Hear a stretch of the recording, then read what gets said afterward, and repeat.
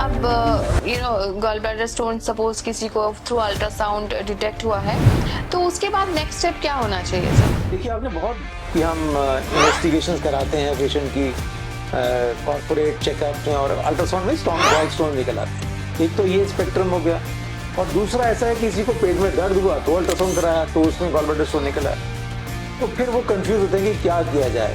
तो हिंदुस्तान में तो आप जैसे ही किसी को बताएंगे तो I think it is much better that you go and meet your doctor.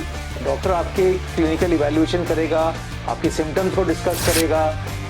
Sir her patient को क्या है रोबोटिक सर्जरी कराना जरूरी है इसमें गॉल स्टोन में? ये वो कहते हैं ना कि हर बारी जब laparoscopy is also tool to do surgery, तो हमें हर टूल को बहुत एक क्या कहते हैं इवैल्यूएशन करके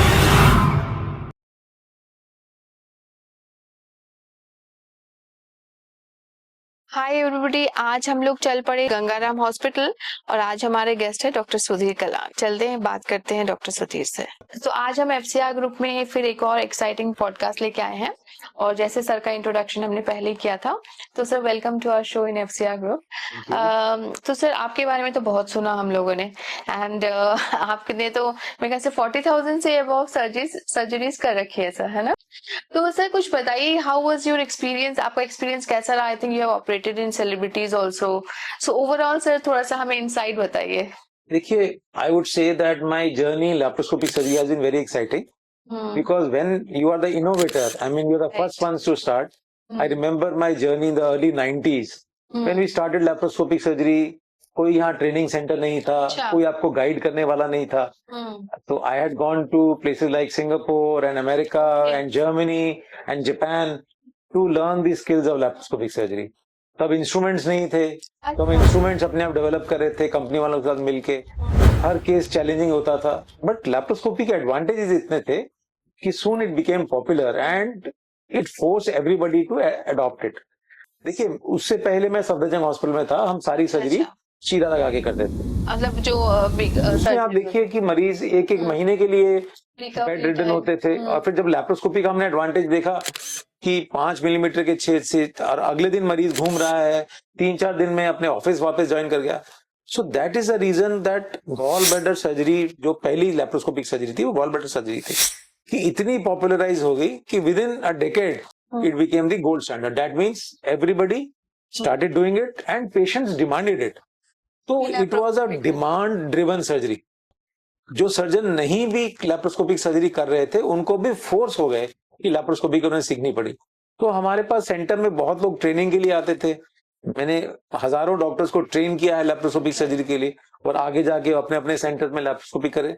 आई think it has been a very very exciting journey and क्योंकि आप पायनियर थे तो आपके पास बहुत सारे सो कॉल्ड सेलिब्रिटीज भी आते हैं, कुछ जजेस आए, कुछ पॉलिटिशियंस आए, कुछ और they have their own way of handling. आपको पता ही है उनको कैसे हैंडल करना होता है, प्रेशर भी परफॉर्मेंस का होता है, but with experience you learn how to handle them.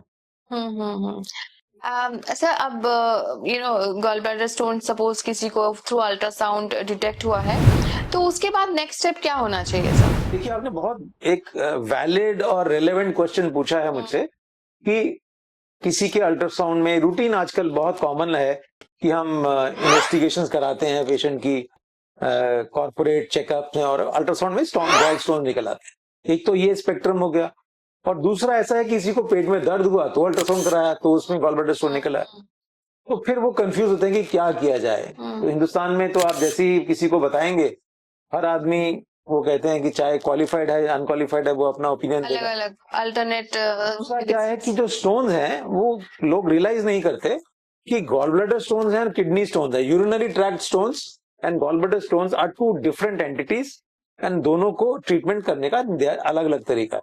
देखिए, अगर गुर्दे में पथरी है तो हमारे पास ऑप्शंस हैं कि हम उसको क्रश कर सकते हैं, जिसको लिथोट्रिप्सी बोलते हैं, या कुछ डिसोल्यूशन थेरेपी दे सकते हैं या फ्लूइड इनटेक बढ़ा सकते हैं। कि छोटे छोटे पत्थर हैं, कई बार वो पेशाब के रास्ते नेचुरल ऑरिफिस के थ्रू बाहर आ सकते हैं। बट गॉल ब्लैडर स्टोन्स जो होते हैं वो कहीं ना कहीं गॉल ब्लैडर में बन जाते हैं, तो that gall bladder becomes non functioning and they produce lot of problems. तो अगर आपके गॉल ब्लैडर में स्टोन्स हैं, आप यंग हैं, मल्टीपल स्टोन्स हैं या बहुत बड़ा स्टोन है और इम्पैक्ट हो सकता है, I think it is much better that you go and meet your doctor. Doctor आपके क्लिनिकल इवैल्यूएशन करेगा, आपके सिम्टम्स को डिस्कस करेगा, आपकी लिवर फंक्शन टेस्ट की रिपोर्ट्स को देखेगा, फिर अकॉर्डिंगली एडवाइस करेगा कि सर्जरी करनी चाहिए कि नहीं. देखिए, हमेशा सर्जरी में या जिंदगी के किसी पहलू में एडवांटेजेस और डिसएडवांटेजेस को बराबर से व्यू किया जाए कि इसका क्या एडवांटेज है, क्या एडवांटेज नहीं है.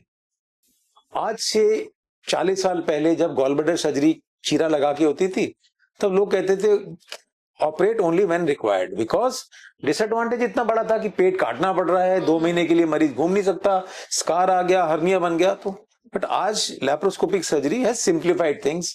Surgery does not last more than 10-15 minutes. 2 घंटे के बाद मरीज घूम सकता है. 24-48 घंटे में पेशेंट अपने काम पे वापस जाता है. तो ऐसे में हमारा threshold for doing laparoscopic surgery has come down. And हमने क्या देखा है कि जो लोग नहीं सर्जरी कराते, आगे जाके कहीं उनका स्टोन बाइल डक्ट में चला जाता है, जॉन्डिस हो जाता है, या छोटे छोटे स्टोन जाके पैंक्रियास के फंस जाते हैं तो पैंक्रेटाइटिस हो जाता है. और ऑफ लेट जो सबसे वरीसम चीज है, long standing gallbladder stones can lead to cancer of the gallbladder. Is it? Yes. And cancer of the gallbladder is one of the worst cancers to have, and the life expectancy after a patient is diagnosed with cancer gallbladder is less than 5 years. Oh my. So it's a dreadful disease to have. So one must be very, very careful. And we should not, if you are diagnosed with gallbladder stones, Yes. you must go and visit a doctor and talk to him. और अगर surgery नहीं कराते तो कम से कम regular checkup जरूर कराइएगा. जरूर जरूरी है. सर, हर पेशेंट को क्या रोबोटिक सर्जरी कराना जरूरी है इसमें? वो कहते हैं ना कि हर बारी जब चीजें इवॉल्व होती हैं, नई नई चीजें आती हैं, तो एक्साइटिंग टाइम लगता है. हर आदमी को लगता है कि रोबोट क्या है. रोबोट एक टूल है, एक सर्जन के लिए टूल है to do surgery. Laparoscopy is also tool to do surgery. तो हमें हर टूल को बहुत एक क्या कहते हैं इवैल्यूएशन करके करना है. बिकॉज रोबोट में सबसे बड़ा प्रॉब्लम क्या है हिंदुस्तान में है कि a very big cost is involve. तकरीबन आपको मोटा मोटा बताऊं तो 70-80 हजार से लेके 1 लाख रुपए तक एक्स्ट्रा कॉस्ट पेशेंट को पड़ता है. और a country like ours, India, हमारे लिमिटेड रिसोर्सेज हैं. People are spending out of pocket. Insurance बहुत कम क्लियर करता है. तो उसमें एडिशनल कॉस्ट हमें एक रिस्पॉन्सिबिलिटी से, जहां पेशेंट का फायदा हो. कई सर्जरी ऐसी हैं, जैसे मैं आपको एग्जांपल देता हूं कि रोबोटिक प्रोस्टेटेक्टमी है कैंसर प्रोस्टेट के लिए, या एड्रिनल सर्जरी है जहां पे हमें वैसे पहुंचना मुश्किल है या सूचरिंग करना मुश्किल है, तो वहां पे रोबोटिक एडवांटेज है.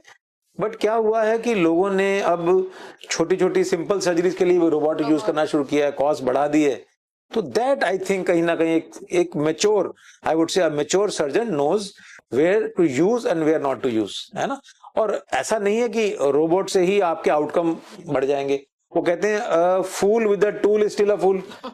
जिसको नहीं आती सर्जरी, वो उसको 4 रोबोट दे दोगे तो भी नहीं अच्छा करेगा. हाँ. तो ये आई थिंक बहुत इंपॉर्टेंट है कि आप किस केस में क्या चीज यूज कर रहे हैं. आप हॉस्पिटल, गंगाराम हॉस्पिटल, हमारे पास 2 रोबोट हैं, हमारे पास लैप्रोस्कोपी का सारा इक्विपमेंट है, हमारे पास 3D लैप्रोस्कोपी है. बट इसका मतलब नहीं कि हर केस में हम रोबोट यूज कर रहे हैं, हर एक में 3D यूज कर रहे हैं. आपके रिसोर्सेज लिमिटेड हैं. आप देखिए कि किस मरीज को किस रिसोर्स की जरूरत है और उसके best outcome with reasonable cost किस में आएगा. तो ये बहुत इंपॉर्टेंट है. बट वही है सर, लोगों को सही सलाह नहीं मिलता है और कई बार ऑल्टरनेट मेडिसिन या जो भी हो डिले करते रहते हैं.